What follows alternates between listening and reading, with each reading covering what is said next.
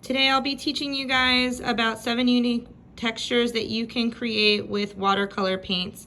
We will be making a small book, and each page of the book will highlight a different technique. The cover will include all 7. You're going to need the following materials in order to do this assignment. Everybody has to have a piece of newspaper. Everybody will grab a palette of watercolor paints. You will use a variety of brushes, and we need obviously some water to make this paint work. We'll also use a piece of tin foil, a cup of ice cream salt, a sponge, tape, and finally a straw. Page 1, wet on wet. For this technique, you're going to need a large flat brush, and you're going to need some fresh water. We're going to dip our paintbrush in the clean water, and we are going to completely saturate our paper surface with that water before we begin painting. Wet on wet is applying wet paint to a wet surface, hence wet on wet. So make sure you fully saturate your paper before beginning. This technique is really good for things like sunsets, or if you want a soft gradation in a waterscape or anything like that. Skin tones are good for this too. So now, once our page is saturated, we're going to take at least 3 colors and we're going to transition them beginning at the top of our page. I'm going to begin with yellow. You guys can do any colors that you want, and you can certainly do more than 3, but a minimum of 3 colors for this one. You'll notice that when you apply wet paint onto wet paper, the color is going to be nice and soft, similar to that of pastels, and that's what we want for this. We don't want bright, bright colors. I'm going to move down the line here to orange.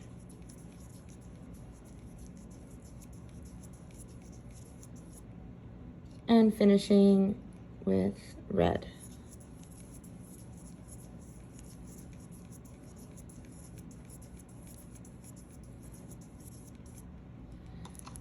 And my completed watercolor page should have a transition from one color to the next to the last. Page 2 is dry on dry, and for this technique I would suggest using a smaller brush. And what we're going to do is we're going to take less water into our paint, and we're going to go onto a dry surface. So hence the name dry onto dry, because we're not using a whole lot of water at all for this. This particular technique is great for details. If you want any highly saturated shapes or colors, this one is excellent. I'm going to do an eye. You can do whatever you like for yours.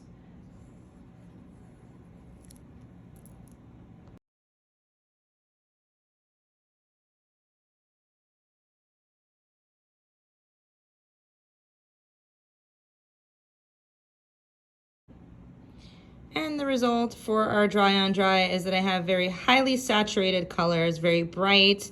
There's a lot of detail with this. This is good for outlines, for, highlighting features of the face or features of a flower or person, place, or thing.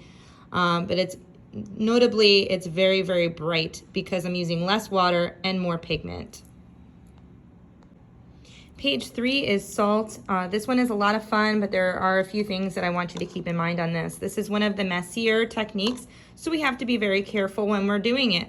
What you're gonna need for this is a lot of water, a lot of color, and your ice cream salt. So we're going to be applying the salt to the paint, and what's going to happen is the salt is going to change the composition of the paint.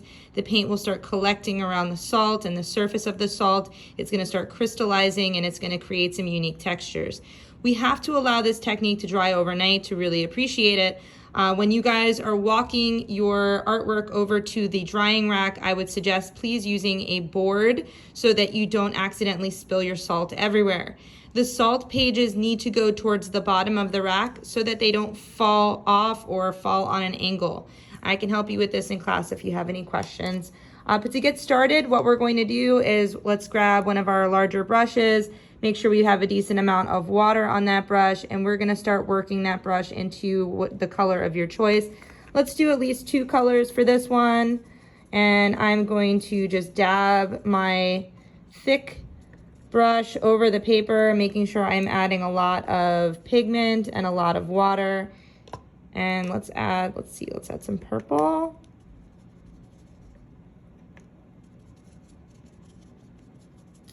And do your best to fill the majority of your page, leaving a little bit on the edges clean so that you can transport this safely. Next step we're gonna do is take our ice cream salt and we're gonna sprinkle it over our puddle of paint that we've created here on the page.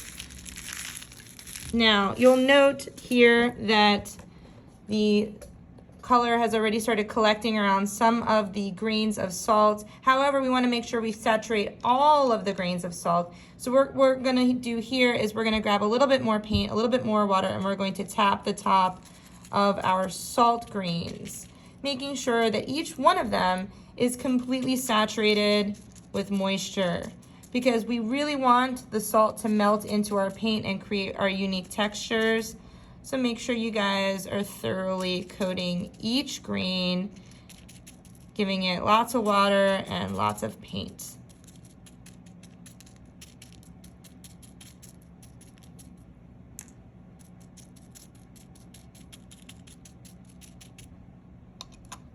So this is ready to be transported to the rack.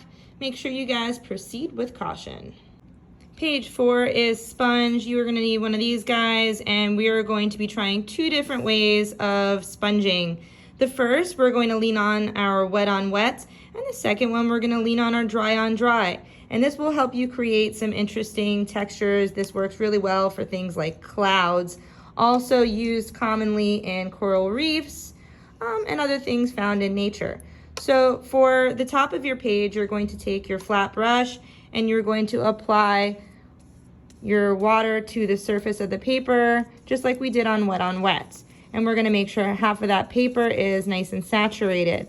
Now you're gonna take your sponge and we're going to dip it into your cup of water so that you can fully saturate it. I would suggest making sure that your sponge is nice and clean before you start adding any color.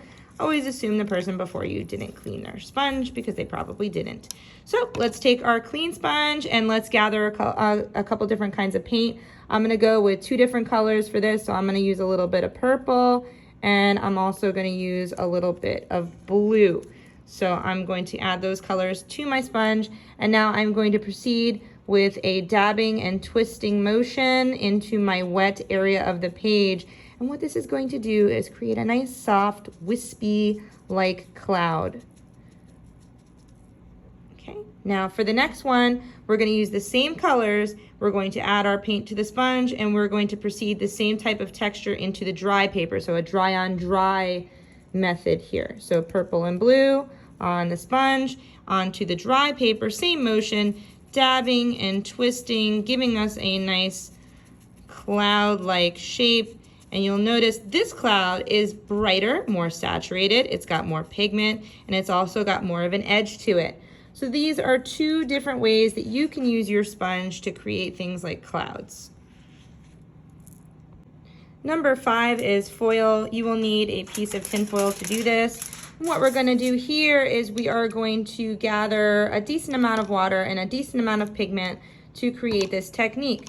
The foil is used commonly in things like oceans. We can use it in coral reefs.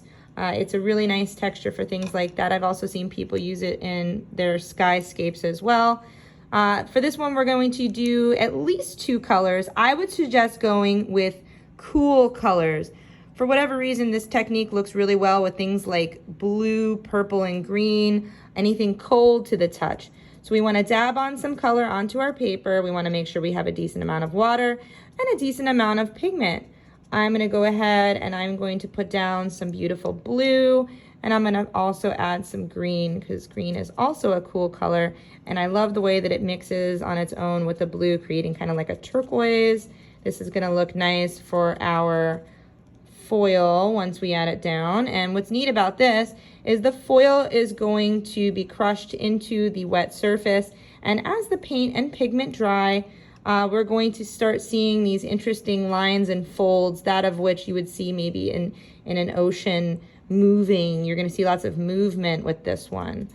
So as we add a decent amount of paint and water, we're gonna go ahead and take our tin foil and we are going to crush it into the surface of our paint. Just like we carefully carried our salt to the rack, this is also going to be very carefully carried to the rack as well. We want to make sure that that tin foil is smushed into the surface. We don't want it to fall off because we want the paint to dry around those little folds and whatnot around the surface area of the tin foil. So be careful with this. I would suggest pushing your hand down to give a little bit of pressure, using your other hand underneath so that you can safely carry this to the rack. This is also best to be put on a board so that it doesn't slip off of the rack. For page 6, Resist, we will be using tape. You'll take your tape and you can put it down in various patterns, whatever you'd like. In this case, I have created a heart. And basically you want to put down the tape and you want to make sure it's nice and secure, that no water, no color can get underneath it. And the tape will resist and keep your page nice and white so that you've got some area that has a protective cover from the paint. And that is what Resist is all about. So just double check that all of your tape is nice and tight and secure to the page, and then you'll add your watercolor. Any color is fine for this. You guys don't have to, do what, 2 or 3 colors. It can just be one if you want. But you want to take the color and you want to apply it over top of the tape and allow a little time to dry overnight, and then the following day you can remove the tape carefully, hopefully revealing a nice crisp shape underneath your tape that has been resisted of the watercolor pigment. Page 7, Spiderweb, one of my personal favorites. What you're gonna need is a straw, and you can use any colors that you like. I tend to say that really bold color on this one works well. You can do cold colors, you can do warm colors. Black also works really nicely with this.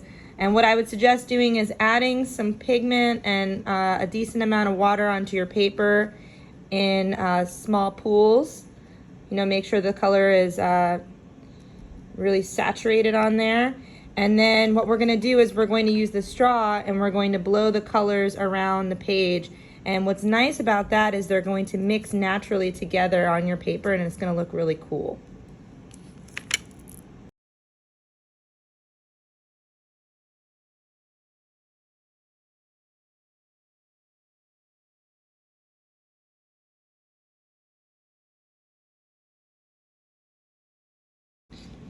When designing your cover, your book cover should have your name's watercolor book written on the front with Sharpie. You are going to have to use all 7 of the techniques that we've covered in this video. I would suggest thinking about order of operation, because you can't do certain techniques on wet paper and you can't do certain techniques on dry paper. So you might have to do, for example, wet on wet first, let it dry, and then do your dry on dry. Or if you're going to do sponging, make sure you're doing it, if you need to do the dry sponge, you're doing it on dry paper. So it's good to either section off your cover or think about letting some dry before adding others.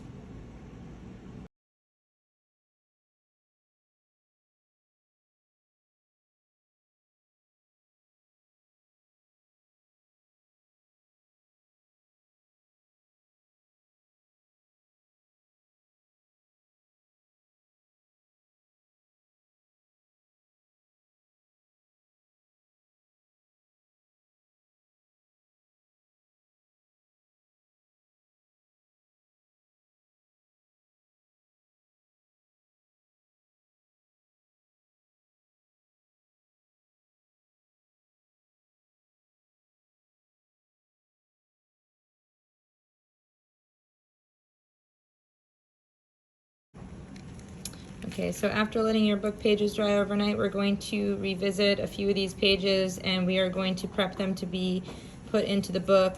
The first page is the salt. So once you find your salt page, we're actually going to pick off and peel off all of the salt. Do this either over a newspaper or over a trash can. and you can see all of the pigment has dried over top of the salt grains, and now we have this really pretty glittery effect. The next one is foil. Remove your foil and you can reveal the way the paint has dried around those folds. And the last one is resist. You need to do this one very carefully, guys, because if you pick too hard, what's going to happen is you're going to start ripping the paper. So we want to do this nice and gently.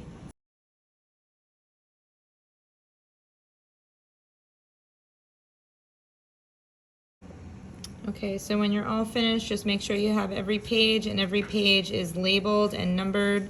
So the first one, wet on wet. We have dry on dry, salt, sponge, foil, resist, and spider web. Last thing you want to do is your cover, and make sure you check that you have all of the different techniques located somewhere on your cover. Once all of these are done, we're going to put the book together nice and neatly with a staple in the top corner of your book. And that's it.